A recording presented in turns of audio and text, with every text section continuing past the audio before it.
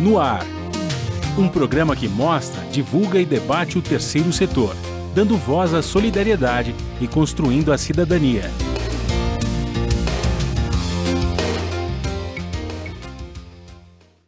Bom dia, eu sou Joel Scali e começa agora o Observatório na Brasil Atual, um programa do Observatório do Terceiro Setor com a apresentação de Franklin Valverde.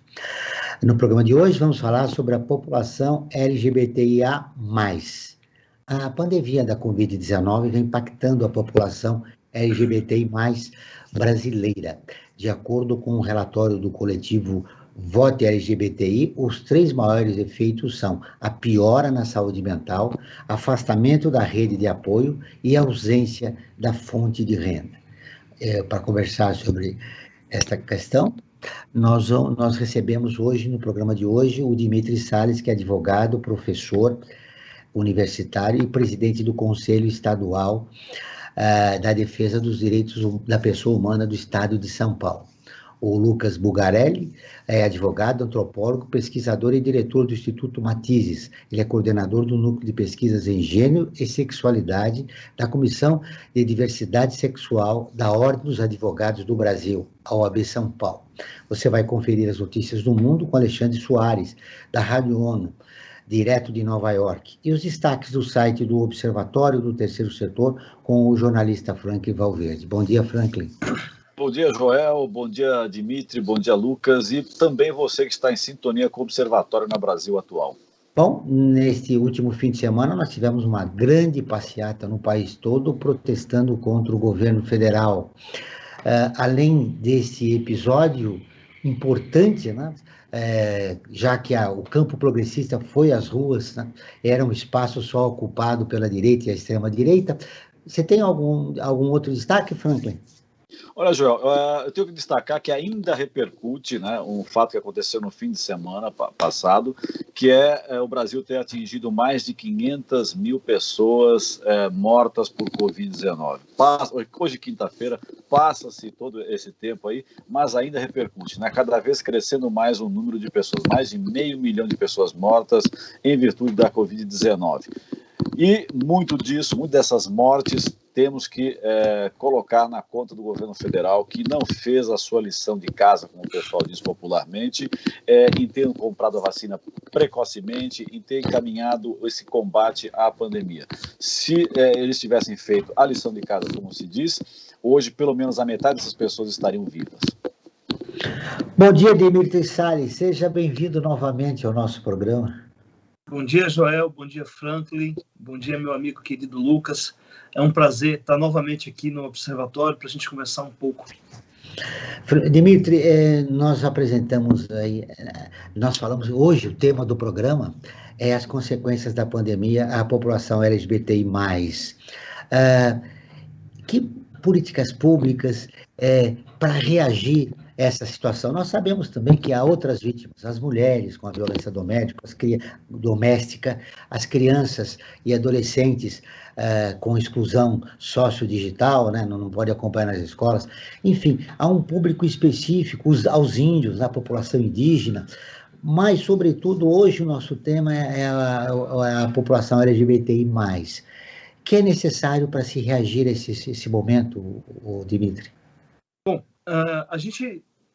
quando a gente se depara diante de populações vulneráveis, nós temos diversos grupos sociais com reivindicações muito próprias, muito específicas. No caso da população LGBT, nos últimos 10 anos, a nossa luta maior foi a conquista por direitos, o reconhecimento de direitos, o que nos colocaria numa situação de igualdade cidadã. Por exemplo, o direito de poder casar, o direito da população de travestis e transexuais de poder ter a sua identidade de gênero reconhecida como direito fundamental. O que acontece a partir de 2019? É um retrocesso em políticas públicas naquilo que era mais elementar, no reconhecimento de direitos, naquilo que nos qualificava com igualdade de cidadania. Com a chegada da pandemia, nós vamos encontrar a população no momento de reação para não perder direitos. Veja só. E a pandemia ela vai impactar a vida de todo mundo de uma forma muito radical. Isso faz com que nós, que achávamos que já estávamos garantidos com cidadania, vamos nos encontrar em situação de vulnerabilidades muito forte. Por exemplo, no governo federal, acabaram-se as políticas para a população LGBT. E com a chegada da pandemia, você não tem nenhuma ação, nenhuma, voltada especificamente para essa população que se torna mais vulnerável nesse período pandêmico. Então, como é que a gente começa a reagir? Primeira coisa que eu acho que a gente começa a reagir, eu não vou entrar, vou querer ouvir o Lucas, os resultados das pesquisas que ele faz, mas me parece que a primeira coisa para a gente reagir é a luta, a batalha por reconquista de direitos, para que a gente não retroceda em termos de direitos. Por exemplo, vou dar um exemplo para vocês.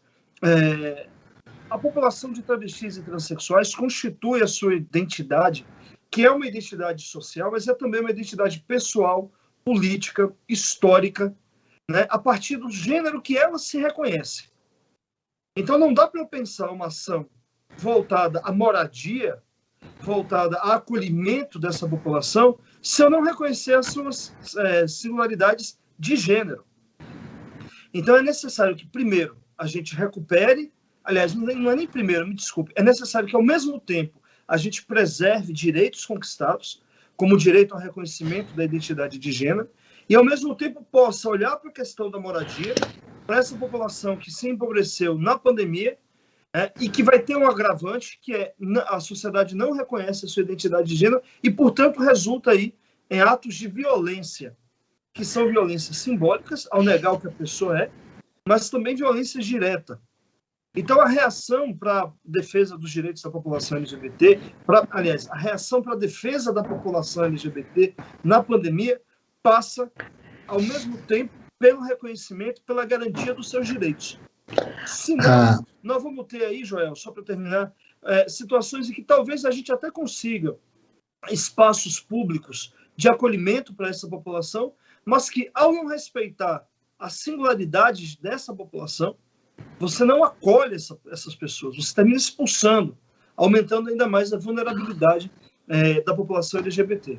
E o projeto de exclusão social que já está desencadeado no país, né? Lucas, eu quero te cumprimentar. Muito bom dia para você, seja bem-vindo ao nosso programa. Oi, Joel, bom dia, Franklin, Dimitri, todo mundo que está assistindo a gente aqui. O Dimitri já mencionou as suas pesquisas. Eu quero, ao longo do programa, ouvir um pouco delas, mas, diante desse processo de retrocesso que nós estamos assistindo no país, estamos vivenciando, o que mais você teme, Lucas, nesse momento? Bom, eu acho que o Dimitri ele deu um bom cenário sobre o que a gente tem vivido em termos de retomada dos nossos direitos, né? Então, a gente tem aí, de fato, um desafio hoje que não é só o de barrar as tentativas de retirada dos nossos direitos, mas também eu acho que o desafio que tem se colocado é como que grupos contrários aos direitos LGBT e, ao fim, contrários à democracia, têm se articulado para poder criar novos direitos, né? Direitos por meio dos quais a população LGBT, as mulheres, as pessoas negras, já não são mais os titulares desses direitos. Então, a gente está falando de direitos que são criados hoje em dia a partir da ideia de família, por exemplo, né? E aí a gente tem um Ministério da Família, das Mulheres e dos Direitos Humanos, que atualmente tem mostrado também para a gente que os direitos humanos estão em disputa, né? Então, para poder responder a tua pergunta, eu acho que o que eu mais temo hoje é que a gente veja daqui a 10 anos uma noção de direitos humanos que em nada tem a ver com aquilo que foi construído ao longo do século XX e, sobretudo, ao longo da segunda metade do século XX, conforme movimentos sociais, conforme uma luta que ela não é só brasileira, ela é uma luta internacionalista, em certo sentido, foi se constituindo no sentido de entender, olha, direitos humanos são aqueles direitos mínimos que a gente, mesmo sendo capitalista, mesmo sendo comunista, num contexto de Guerra Fria, a gente não pode ir abaixo dele, né? Então, são esses direitos que a gente vai ter que preservar para que essa terra continue sobrevivendo. E são justamente esses direitos que eu acho que estão aí sendo disputados hoje em dia. No Observatório Terceiro Setor, nós temos uma campanha permanente. Direitos humanos são direitos de todos. Segundo a pesquisa do coletivo Vote LGBT, realizada em 2020, o agravamento de problemas de saúde mental, como ansiedade, depressão e crises de pânico, foi apontado por 42% dos participantes da pesquisa, como a maior dificuldade enfrentada durante a quarentena. Mais da metade, 54%, afirmaram estar precisando de apoio psicológico. Outros mais de 10% apontaram o convívio com a família como a maior dificuldade do período de pandemia. Para mais de 16%, o maior impacto sentido da crise sanitária são as novas regras de convívio social, como o distanciamento. E para 11% é a solidão. A pesquisa mostra que 24% dos participantes perderam emprego devido à pandemia. A taxa de desemprego na população LGBT está em 21%, segundo a pesquisa. Aí está o impacto social, Dimitri, do que a quarentena vem causando à população LGBT. Você falou em políticas públicas. A gente tem aí um auxílio emergencial dado à população vulnerável, né, do país, que recebe esse auxílio. Que auxílio emergencial, não financeiro, essa população precisaria ter para reagir a esse momento? Ou não só econômico, mas poderia ser econômico também, mas, enfim. Então, por exemplo, uma questão que me parece crucial, e isso vai para todos nós, é o cuidado com a saúde mental. Esse é elemento muito importante que a pandemia nos alerta. Nós já devíamos ter políticas de saúde mental disseminadas no país inteiro. O cuidado com a saúde mental deveria ser uma preocupação do Estado, efetiva preocupação do Estado, numa perspectiva não medicamentosa, não numa perspectiva de olhar para a saúde mental como sendo algo de adoecimento das pessoas, mas de promoção da saúde mental. Aliás, naquela perspectiva que é o conceito de saúde da Organização Mundial de Saúde, né? Um estado de bem-estar integral do sujeito, incluindo aí a questão da saúde mental. Só que numa sociedade que a gente ainda não conseguiu, embora já tenha criminalizado, a gente ainda não conseguiu combater as discriminações de natureza homofóbica e transfóbica, nessa sociedade em que a pandemia nos traz o medo da morte, nos traz a solidão do isolamento, essas questões voltam com muita força para a população LGBT. Porque a população LGBT ainda amarga, e aí eu não quero fazer, Franklin e Joel, um discurso de qual a sua população mais sofre, eu não gosto disso, mas a gente consegue constatar que ainda há dissabores que são trazidos pela força do preconceito dirigido à população LGBT. O que faz, por exemplo, que no ambiente do trabalho ainda seja, em muitos lugares, um espaço hostil, tóxico, para travestis e transexuais. A gente tem que, numa sociedade, por exemplo, em que não é qualquer lugar que a gente possa andar de mãos dadas com o namorado. A gente, às vezes, olha para a população LGBT focado ali na Avenida Paulista como uma referência dos direitos conquistados. Mas se a gente sair um pouco da cidade de São Paulo, se a gente for para a grande São Paulo, não é qualquer lugar que se pode andar de mãos dadas com o seu namorado. Se você vai para o Brasil inteiro, esse país tão gigantesco, é bem provável que os direitos não tenham chegado. E aí você coloca essa população que já vive sobre essa pressão de não poder se assumir, isolada dentro de casa, com familiares que não aceitam a sua orientação sexual. Você vai ter um aumento da violência doméstica, você vai ter um aumento da ansiedade e da angústia, porque nós temos que conviver. Por exemplo, o isolamento tira a possibilidade da convivência com os grupos de iguais, né? com os meus amigos no final de semana, de poder expressar a minha afetividade. Isso vai me isolar dentro de casa. Então, tudo isso vai ter um acréscimo da gravidade do adoecimento da saúde mental dessa população. E isso é bastante terrível, porque nós temos que lidar aí, e a pandemia traz isso muito forte, com situações que nos levam ao aumento da ansiedade, da depressão e a questão do suicídio. Mas, veja só, não existem dados oficiais no Brasil que lidam, por exemplo, com o suicídio da população LGBT. Não há, você tem pesquisas isoladas, muito focadas no campo acadêmico, mas que não são ainda suficientes para poder trazer um diagnóstico, um raio-x efetivo do grande problema que é o suicídio a partir de recortes como, por exemplo, a experiência da orientação sexual e da identidade de gênero. Não há pesquisas nesse sentido. Então, a pandemia vai tornar tudo isso muito mais grave. Nós não temos pesquisas, e você, Lucas, foi mencionado aí como um autor de algumas pesquisas, mas eu quero rapidamente te ouvir a respeito de uma situação. Você e o Dimitri foram claros de temerem esse retrocesso nos direitos. O retrocesso nos direitos significa, do ponto de vista prático, a criminalização. Novamente vem a criminalização no espaço público. Como evitar isso? Volta, digamos, a 10 anos atrás, no poder de você andar com o seu companheiro na rua. Aliás, o Dimitri foi muito claro nisso. Não só aqui em São Paulo, digamos, nos jardins, mas mesmo na periferia, nas periferias da cidade, seja leste, norte, sul, enfim. Como que a gente se contorna isso? Se você está num ambiente, usando o termo também do Dimitri, tóxico no país, com retrocesso no país, esse autoritarismo, que vai crescendo e provocando uma polarização, sobretudo não só na sociedade, como nas redes sociais.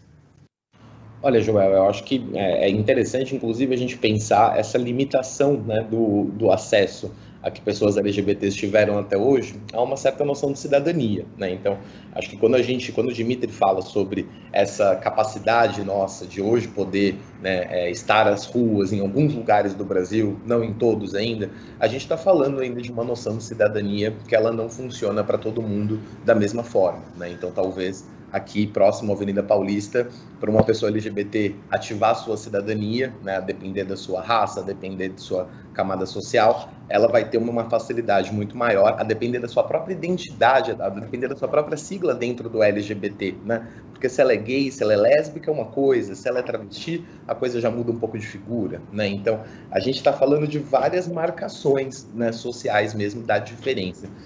Que vão afetando esse cenário, e isso é algo que acontece e tem acontecido aí ao longo das últimas décadas, Então, desde quando a gente fala de direitos LGBT, a gente fala de direitos LGBT em um país que ainda não consegue manter direitos para toda a população, E as pessoas LGBT, elas vão ser mais... Há uma carência generalizada, Há uma carência generalizada, Agora, mais particularmente, a gente enfrenta um processo que é, sim, um processo de uma violência específica direcionada, Então, em 2018, eu fiz uma pesquisa em São Paulo, Rio de Janeiro, Salvador, com 3 equipes de pesquisa, durante as eleições de 2018, para poder entender algo que o movimento social já vinha identificando, que era uma violência contra pessoas LGBT que estava aumentando durante as eleições de 2018 em razão das próprias eleições. Ou seja, candidatos, o próprio candidato à presidência, que estimulavam um discurso homofóbico, um discurso transfóbico contra essa população.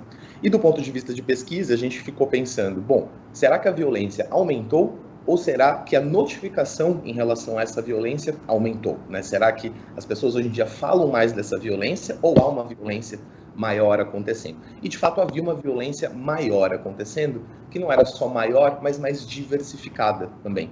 Então, em 2018, a gente aprendeu que as próprias eleições trouxeram formas novas de violência contra as pessoas LGBT. E aí a gente está falando da própria referência a Jair Bolsonaro, o uso do símbolo da arma, o uso do próprio nome dele, as referências ao número da campanha 17, eram usadas nos espaços públicos como formas de ameaçar pessoas LGBT. Então, você fazia um símbolo com uma arma, você se referia, olha, depois que ele for eleito, vai acabar essa mamata de ficar andando aqui de mãos dadas e tudo mais. Então, isso aconteceu em 2018, o que já nos mostra que não se trata só da mesma violência de antes. A gente tem uma violência que ela é estrutural e agora a gente tem uma violência que ela é política, direcionada à população LGBT em razão desse contexto. E aí você falou da criminalização. A gente fez agora, lançamos na semana passada aqui no Instituto Matizes, uma pesquisa fazendo um balanço sobre esses 2 anos da decisão do Supremo Tribunal Federal que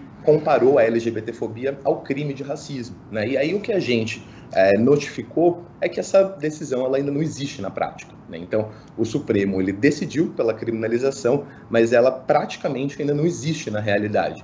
E não existe porque a gente encontrou pelo menos 34 barreiras que têm impedido o reconhecimento da LGBTfobia. São barreiras que tratam tanto de questões estruturais, né, mas também tratam da própria dificuldade do sistema de justiça e do sistema de segurança pública em reconhecer a LGBTfobia, o combate à LGBTfobia, como sua missão institucional, né? Então, a gente ainda está falando de sistemas que não encaram a proteção de grupos minoritários como parte da sua missão, né? Então, há uma dificuldade que mais uma vez, ela volta para a estrutura, né?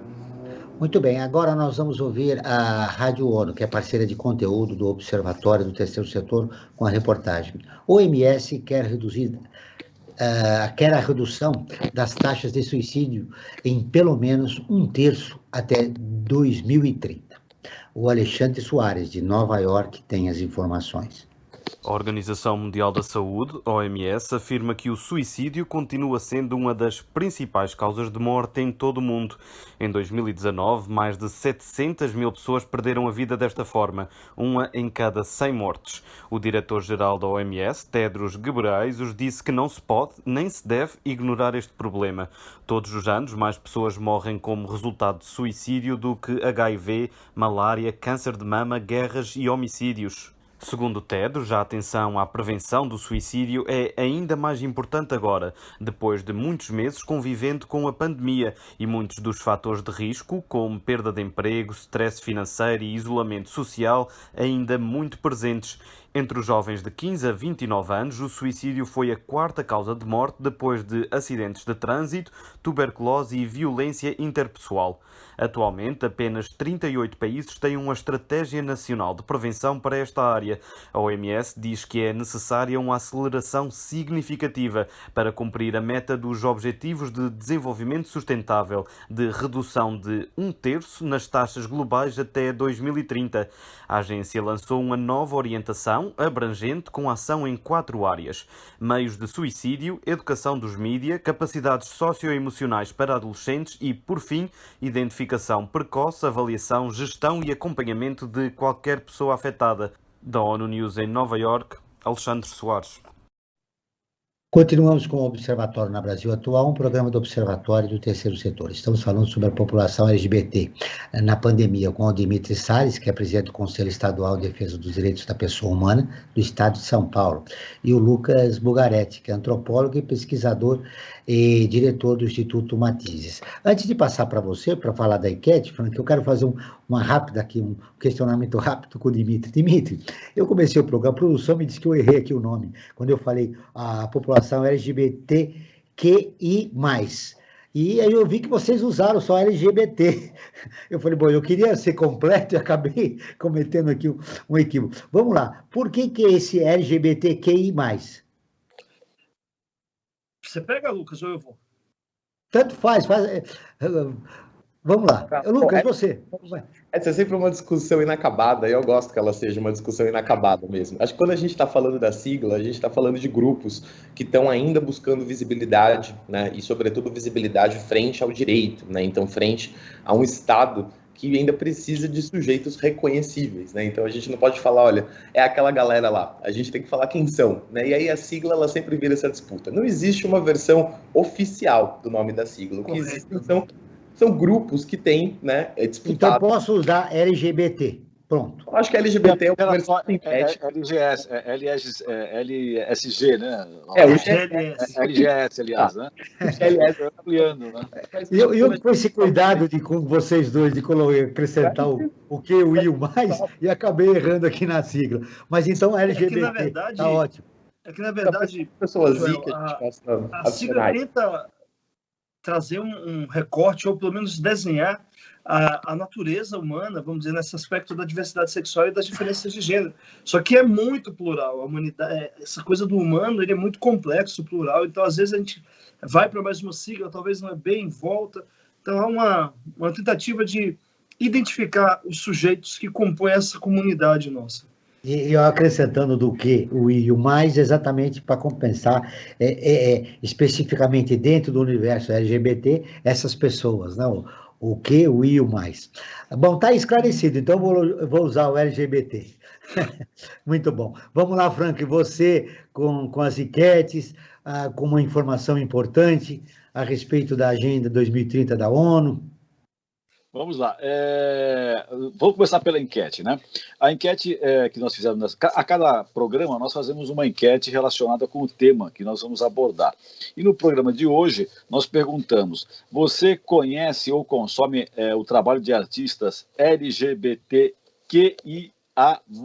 Nós colocamos toda a sigla, né, atual, né, porque como foi dito por vocês, ela é dinâmica, né, então é possível que daqui a um mês seja diferente, né? Por quê? Porque o movimento muda também, né? Acho que isso que é importante, a coisa não é estanque, né? Há uma mudança social. E nessa enquete que nós fizemos, 81% das pessoas disseram que sim, né, que consomem ou conhecem o trabalho de artistas LGBTQIA+,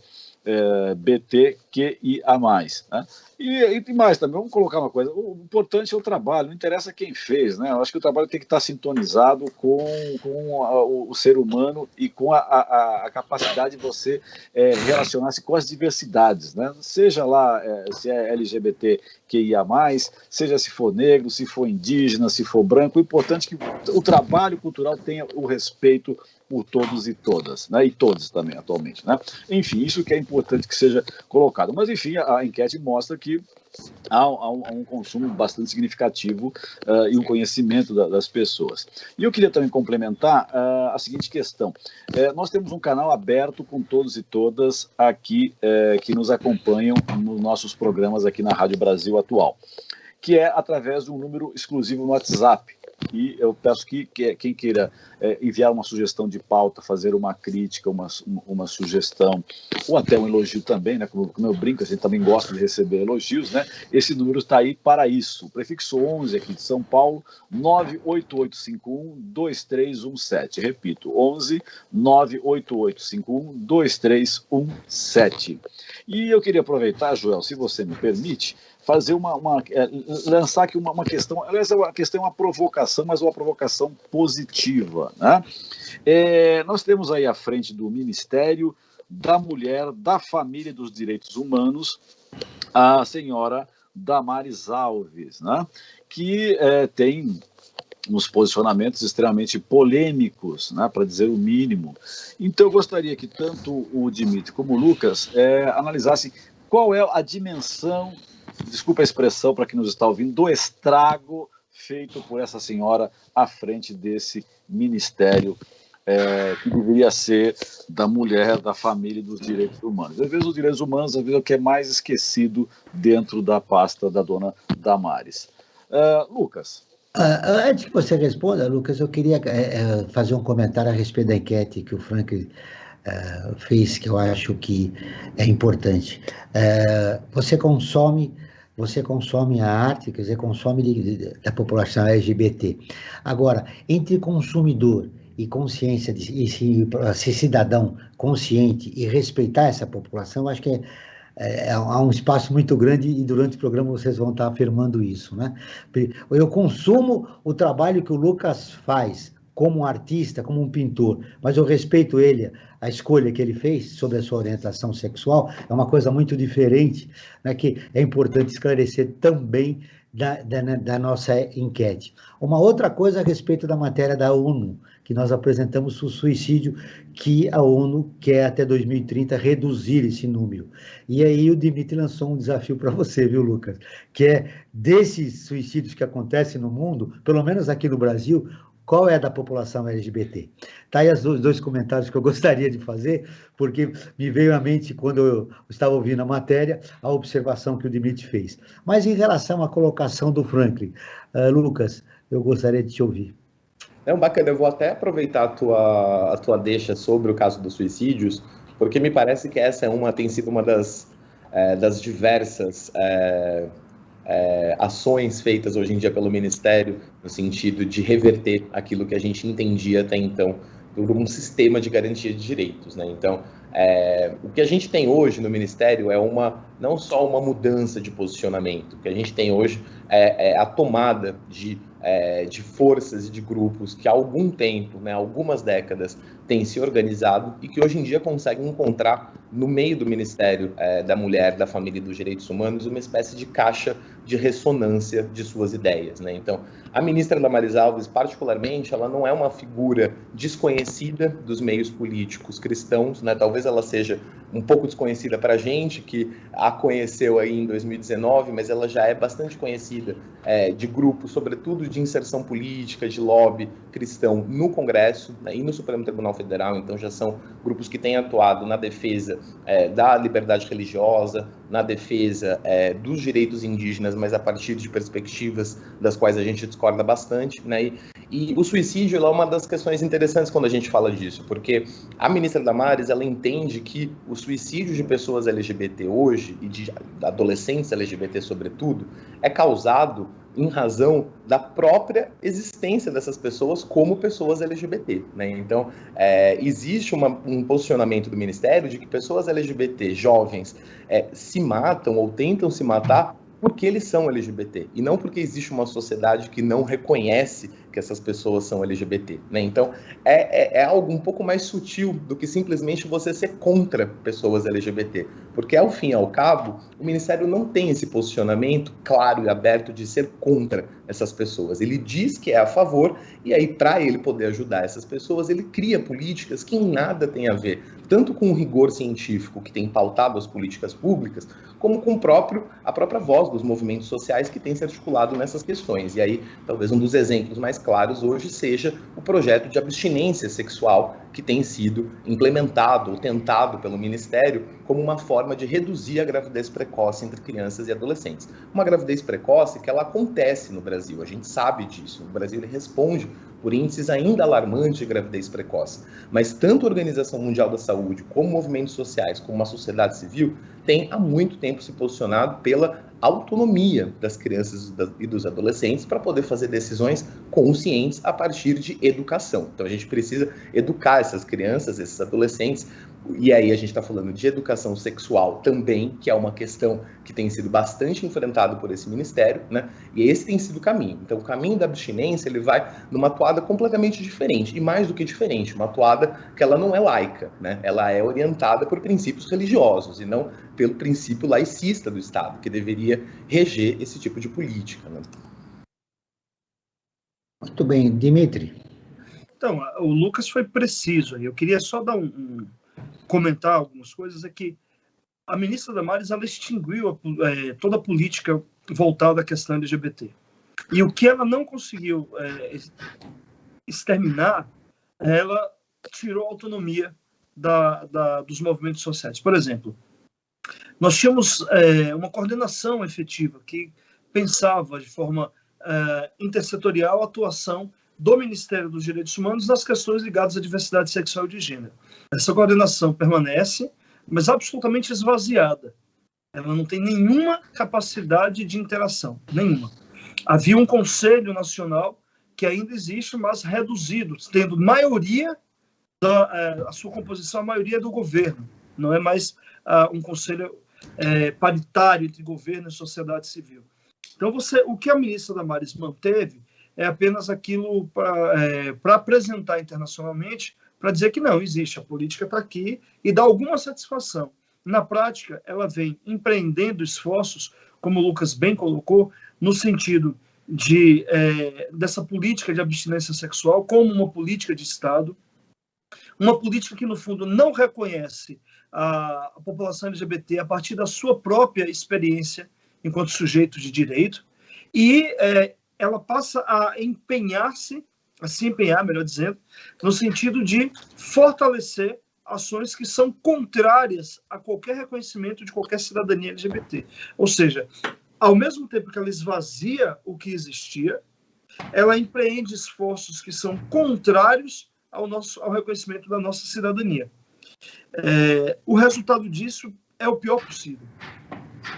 Eu não sei se o Lucas conseguiria mensurar para que momento da história a gente é lançado no passado. Para qual momento do passado nós somos remetidos. Porque a gente poderia, por exemplo, estar pensando políticas de superação do preconceito no ambiente de trabalho. A gente podia estar estabelecendo diálogos sobre direitos humanos, e aí depois vir com os recortes, e a responsabilidade das empresas, das grandes empresas, na promoção de direitos humanos. Porque não é verdade que as empresas não atuam não lidam com questões políticas. Não é verdade. A gente poderia trazer exemplos clássicos, na época do nazismo, por exemplo, de que empresas contribuíram, sustentaram. Ou seja, não é uma novidade do século XXI. Ela vem desde o século XIX e século XX, interferindo diretamente na estrutura da sociedade. Qual é o diálogo que o governo poderia estar propondo de promoção de direitos humanos? Esse diálogo começou de forma muito tímida a ser pensado, mas ele foi interrompido. E tudo muito focado numa agenda moral, de disputa moral, que tem amparo em um viés religioso fundamentalista. E aí, me parece, meus caros Joel, Frank e Lucas, que esse vai ser o grande trunfo do bolsonarismo nas eleições de 2022.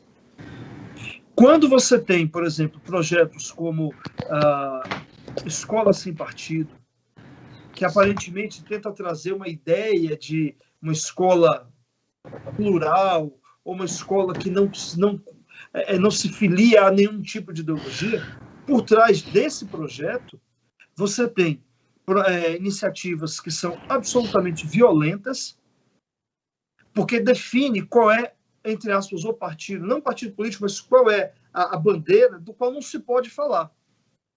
Por meio do Escola Sem Partido, se iniciou no Brasil, se iniciaram ações contra reconhecimento de identidade de gênero, garantia do uso do nome social de travestis e transexuais. Então, você tem, aparentemente, um projeto que visa garantir o pluralismo, que é a porta de entrada justamente de iniciativas fundamentalistas, preconceituosas.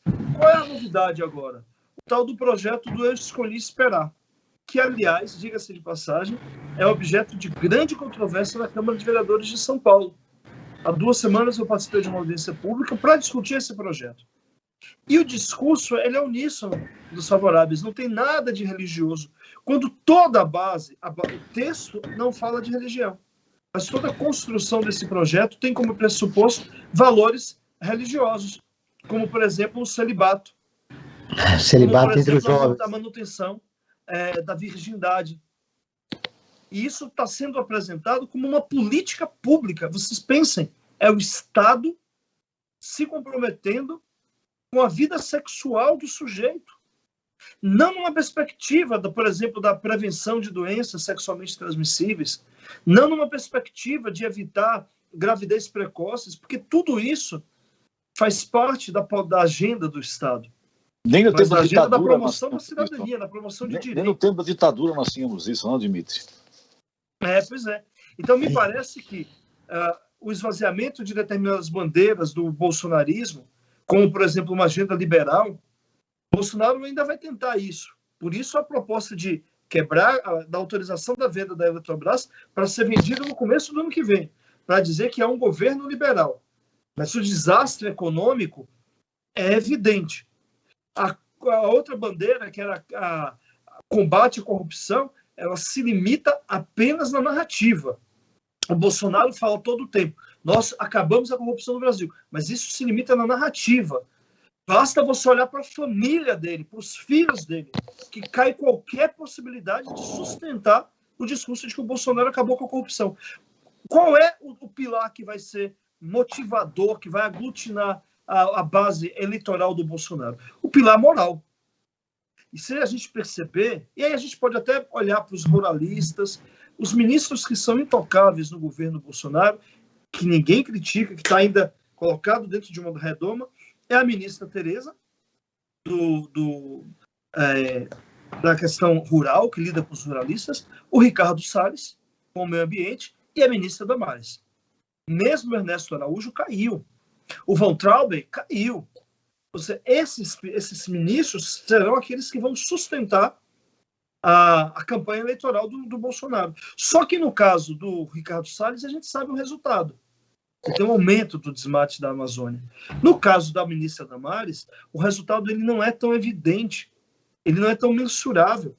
Ele atinge uma construção cultural, nos devolvendo a uma condição que vai antes, talvez, dos anos 80.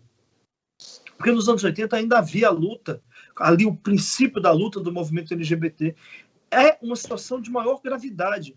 E aí, só fazendo um reparo, quando eu falo das pesquisas, as pesquisas como a Vote LGBT ou pesquisas acadêmicas são essenciais, é o que tem revelado para a gente a situação do Brasil.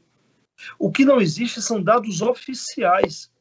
A gente não tem nos dados sobre suicídio o recorte da população LGBT. E não há que se dizer que como é que eu vou identificar uma travesti? Nós já temos a possibilidade de você, quando fizer uma investigação de caso de suicídio pela polícia, conseguir fazer o recorte do perfil da vítima, de quem é a vítima. Porque se há 2 anos atrás a criminalização não existia, e, portanto, as autoridades policiais alegavam de que eu não posso fazer nada, afinal de contas, não está na lei. O Ministério Público dizia, eu não tenho instrumento que me garanta. Agora você já tem. Só que a criminalização vem no momento em que o Brasil vive um regime, um governo, não regime. Vamos também ser precisos para não dar uma amplitude que o bolsonarismo não tem. Mas vive um governo fascista. E o pressuposto do fascismo, alguns pressupostos primeiro, a negação de direitos para as populações, para determinados segmentos sociais, e a tomada da moral como referência a garantir a atuação do Estado. Não é mais a lei. E este comportamento do governo federal ameaça a nossa democracia, Demetrio. Esse é o que é o mais grave. Frank Valverde, você tem as matérias mais lidas, que foram mais lidas no nosso site durante essa semana, é isso? Sim. Nós temos aqui no site do Observatório do Terceiro Setor, nós temos um ranking, né, o top 10, as principais matérias que foram mais lidas, né? E entre elas eu vou destacar algumas e dar um enfoque especial numa delas. Uma das que tem sido mais lidas é com relação ao Lázaro Barbosa, né? O Lázaro Barbosa, que está sendo seguido aí, enfim, que cometeu uma série de crimes. E essa matéria trata que ele estava em regime semiaberto, mesmo com o laudo de psicopata imprevisível, né? Ou seja, deveriam ter tido um cuidado maior digamos, até no tratamento, né, do Lázaro Barbosa, ao invés de colocá-lo pura e simplesmente em liberdade. A pessoa requeria ter um tratamento um pouco mais assistido. E outras matérias que têm destaque com relação ao desaparecimento de crianças no Brasil, né, que 40 mil crianças desaparecem por ano no Brasil, né, é um índice bastante alarmante, né, para a nossa situação, tá? E a ONG Mães da Sé, que faz um trabalho muito bom, né, nessa área. E a matéria principal que eu quero dar destaque é sobre uma matéria que foi escrita pela Maria Fernanda Garcia, que fala que há 5 séculos no Brasil, índios e negros são massacrados no Brasil, ou seja, eles foram escravizados, né, os índios aqui no Brasil, os negros depois, com o tráfico negreiro, trouxeram da África para cá, foram escravizados, e isso é uma marca que está presente nos dias de hoje, né? Ou seja, a mentalidade da elite brasileira ainda é uma mentalidade escravocrata. Isso pode parecer absurdo, mas depois de 130 e tantos anos dito da abolição da escravatura, isso ainda continua persistente nas atitudes da sociedade brasileira. E a gente tem sempre que lembrar que esse comportamento, essa mentalidade escravocrata tem que mudar, porque reflete diretamente em todo o comportamento, inclusive nas políticas públicas do atual governo, né? Essa mentalidade precisa ser mudada. Você falou da população negra, eu vou ler aqui para você uma pesquisa da Fiocruz com o Instituto Federal do Rio Grande do Sul, analisou as notificações de violência contra a população LGBT brasileira, registradas no Sistema de Informação de Agravos de Notificação, o SINAM, entre 2015 e 2017, e verificou que a metade das agressões teve pessoas negras como alvo. Nos 3 anos analisados, foram registradas 24.564 notificações de violências contra a população LGBT, o que resulta em uma média de mais de 22 notificações de violências interpessoais e autoprovocadas por dia, ou seja, quase uma notificação a cada hora. A pesquisa mostra ainda que 46% das vítimas eram transexuais ou travestis. e travestis. E 57% eram homossexuais, Franklin. Tá aí, os números que não deixam mentir ninguém, né? Ou seja, tudo feito embasado, pode dizer, em métodos científicos, né? Porque você faz o levantamento, você cruza os dados, os números e apresenta. Essa realidade tá aí, não há como contestá-la. Ela está aí batendo na cara de todo mundo. Só não vê quem não quer, não é verdade, Joel? Se me permite, Joel, uma questão que acho que poderia ser retomada, né? Acho que até o Lucas poderia entrar um pouco, o Dimitri começou e o Lucas poderia dar um aprofundamento. Essa questão que eu acho temerosa para o ano que vem, a questão desse fundamentalismo que está sendo, de uma certa forma, gestado dentro pode-se dizer, da direita brasileira, né? Que está gestando esse fundamentalismo, e eu acho isso péssimo, porque todos os exemplos mundiais que nós vimos do fundamentalismo religioso e entrando na seara política, os resultados foram catastróficos. Lucas. Lucas, antes de você falar, houve um aumento significativo das religiões neopentecostais no Brasil. Se não me engano, mais de 35% de aumento em relação aos anos passados. As igrejas estão surgindo.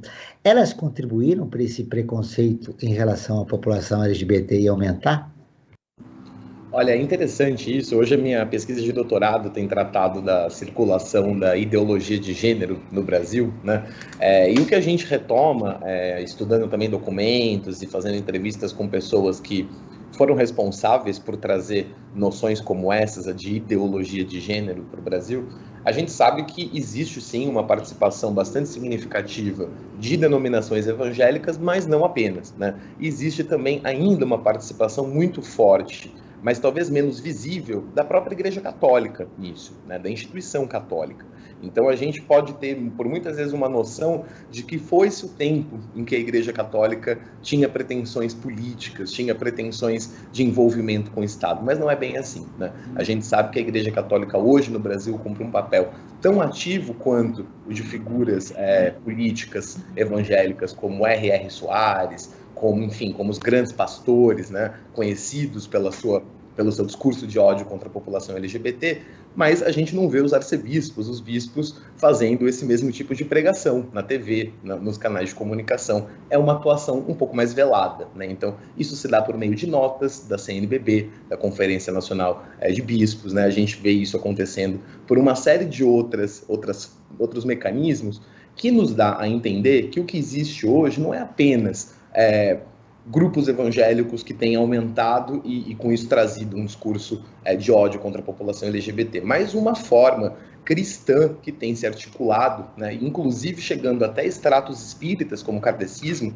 que tem se articulado para poder fazer frente àquilo que eles têm identificado como uma mudança, né, na própria noção de moral, na própria noção de ética, que tem sido implementado por meio dos movimentos sociais. Então, é quase como se essas religiões elas tivessem com medo de perder a sua primazia sobre o discurso acerca da família, acerca da própria concepção, acerca da própria procriação, né? E com isso tem encontrado aí mecanismos para poder fazer frente a isso. De fato é uma cena preocupante e que acho que se torna um pouco mais preocupante ainda quando a gente olha para dados que nos fazem entender que a violência contra a população LGBT, ela não é uma violência que acontece apenas nas ruas, né? Não é uma cena clássica, é uma das violências que a gente mais se recorda, de travestis apanhando, sendo assassinadas em ruas com a maior naturalização, mas existe uma violência que acontece dentro das casas também, dentro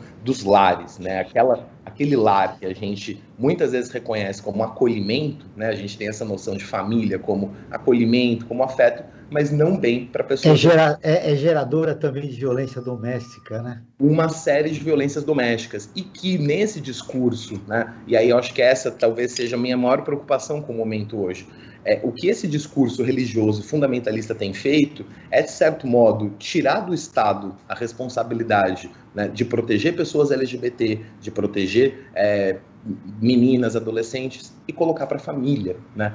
Uma família que ela não só não sabe muitas vezes proteger, como tem sido ela própria a produtora de violências contra essa população, né? Então, cada discurso que faz com que a gente deixe de pensar que o Estado ele é responsável por essa proteção, para começar a entender que agora é a família que precisa ser a responsável pela proteção das pessoas LGBT, é um discurso que aumenta, sim, a violência contra essa população.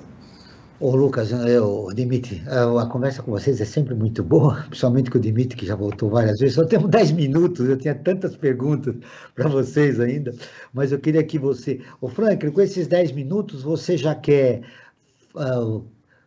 tem alguma informação mais importante? Quer dar seu destaque final? Se eu quero fazer as duas coisas, Joel, rapidamente, para dar espaço tanto para o Lucas como para o Dimitri. A informação importante que eu quero dar é que o Observatório tem uma nova ferramenta, que é o Apoio Terceiro Setor, uma plataforma online de financiamento coletivo para organizações da sociedade civil, com projetos em diversas áreas. Para saber mais, convido a todos e a todas que acessem o apoie3setor.com.br, o 3 em numeral, né? apoie3setor.com.br, lá está a plataforma que ajuda essas organizações da sociedade civil. E a outra, para finalizar, o que eu acho importante é destacar que temos que defender, antes de mais nada, os direitos humanos. Os direitos humanos são fundamentais na sociedade brasileira e nos dias de hoje muito mais. Essa é a grande manchete. Temos que nos unir para defender os direitos humanos. Antes de passar a palavra para os nossos dois convidados, eu vou dar uma informação. Você quer ficar informado sobre projetos sociais, causas e direitos humanos? Siga o Observatório do Terceiro Setor nas redes sociais e acompanhe informações do Brasil e do mundo. No Instagram é @Instagram 3 Setor, e no Facebook é facebook.com/Observatório 3 Setor. Nossos programas de rádio estão disponíveis também no canal do YouTube. Lá você também encontra entrevistas e quadros de Como Você Sabia e Você Conhece, que mostram aspectos ignorados da história e refletem sobre a sociedade brasileira. No canal você também pode assistir lives realizadas pelo Observatório toda quinta-feira, às 17 horas. Basta buscar Observatório 3 em numeral, setor. Repetindo, Observatório 3 em numeral, setor. Agora sim, eu tinha uma coisa tão importante para falar com vocês. Em 2020, ao menos 237 pessoas perderam a vida para a violência LGBT fóbica no país. O total verificado representa uma queda de 28% em relação a 2019. Segundo o relatório do Grupo Gay da Bahia, os pesquisadores consideram que a redução não foi motivada pela implementação de políticas públicas de inclusão e proteção da população LGBT, mas sim pela subnotificação das 237 mortas em 2020. 161, 70% eram travestis e mulheres trans, 51% homens gays, 10 lésbicas e 3 homens trans e 3 bissexuais. Olha, um aluno de 11 anos sugeriu a um grupo de WhatsApp que a turma fizesse um trabalho com o tema LGBT, de acordo com a celebração do mês do orgulho, né, LGBTI, QIA+, que acontece anualmente em junho. Entretanto, a sugestão foi rechaçada por pais de alunos e a criança chegou a receber uma ligação de uma mediadora da escola pedindo que ele apagasse o comentário da conversa. E essa conversa viralizou na internet, né? A Secretaria da Educação do Estado de São Paulo está apurando o caso. De acordo com a irmã da criança, diversos estudantes pretendem levar trabalhos com a temática LGBT. O apoio, inclusive, incentivou o menino a continuar com a proposta de estudo, mesmo que fora da escola. Isso é um resultado do preconceito que existe na sociedade, pontuado por vocês dois durante o programa. Eu tenho mais 7 minutos...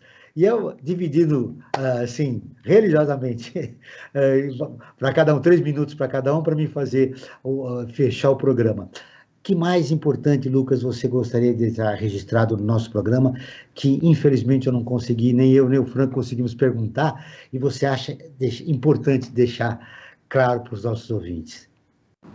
Bom, esse caso que você acabou de mencionar, do menino de 11 anos, é um desses casos raros, né, que tiveram aí uma boa resolução, no sentido do afastamento de uma diretora despreparada para o seu exercício, mas não é bem isso que tem acontecido, né, em outras escolas. A gente vê cada vez mais episódios desses, né, episódios de constrangimento de alunos LGBT, de constrangimento da temática, da discussão, do ensino dessas questões. E isso tem consequências que não são apenas a curto prazo, né, são consequências a longo prazo. A gente fala, quando a gente fala de discriminação e preconceito, a gente não fala apenas de leis que visam mudar ali imediatamente, a gente fala de uma reeducação, né? Se o preconceito ele é aprendido socialmente, então é socialmente que a gente vai desconstruir o preconceito, isso passa por educação. Então, conforme a gente vai estrangulando, né, a educação como esse mecanismo, a gente está parcelando aí o nosso prejuízo a longo prazo, né? E isso muito bem. Bastante. Tem mais 3 minutos, Dimitri. Eu quero, em dois para você encerrar, mas uma coisa importante que eu gostaria de deixar registrado, se você pudesse falar nas suas considerações finais, a conscientização da população LGBT de seus direitos. Muitas vezes eles são presos, eles são xingados nas ruas, eles são desqualificados porque eles não conhecem seus direitos. E você, como presidente do Conselho Estadual de Defesa dos Direitos Humanos, como você vê essa questão de se a própria população, né, LGBT não conhece os seus direitos? Suas conclusões finais, e muito obrigado pela entrevista. Eu agradeço a oportunidade de estar novamente aqui com vocês, Joel e Franklin, especialmente a oportunidade de estar com o Lucas, que é um amigo que eu gosto muito. Olha, essa coisa da gente ter ou não consciência dos nossos direitos diz muito do nosso país. Um país que nunca privilegiou os direitos humanos, nunca colocou os direitos humanos como estrutural. Então, não só a população LGBT não conhece os seus direitos, como nós não conhecemos os nossos direitos, como a gente ainda permite que a polícia haja tão violentamente contra os cidadãos, especialmente contra o povo negro, e por aí segue. A gente ainda carrega ideias de que briga de marido e mulher, ninguém mete a colher, e você tem uma ministra da mulher que termina respaldando a violência contra a mulher, embora o discurso seja o contrário. Então, a luta pela ampliação, pela plenitude dos direitos, ela ainda está só começando, por incrível que pareça. Mas, quando o Franklin traz para a gente esse caso do adolescente na escola que quis tratar do tema, eu vejo isso com muita esperança. Onde a gente menos espera, onde a gente talvez não esteja acompanhando a gente do movimento, há iniciativas, há ações que de alguma forma resultarão em mudança dessa cultura de violência e contribuirão para a gente derrotar o fascismo vigente no país hoje. Então, com isso, eu agradeço a oportunidade de mais uma vez estar aqui no Observatório do Terceiro Setor e deixo o meu abraço para cada um e cada uma das pessoas que nos escutam aqui. O Observatório na Brasil Atual está terminando. Agradeço a presença de Dimitri Salles, presidente do Conselho Estadual da Defesa dos Direitos da Pessoa Humana do Estado de São Paulo. Lucas Bugaretti, antropólogo, pesquisador e diretor do Instituto Matizes. Esse programa foi produzido pela equipe do Observatório do Terceiro Setor. Na próxima terça-feira, às 9h, acompanhe nosso programa Brasil Cidadão, sempre com assuntos importantes da atualidade. E ficamos por aqui, sempre na luta por uma sociedade mais justa, solidária, sustentável e tolerante. Até o próximo programa.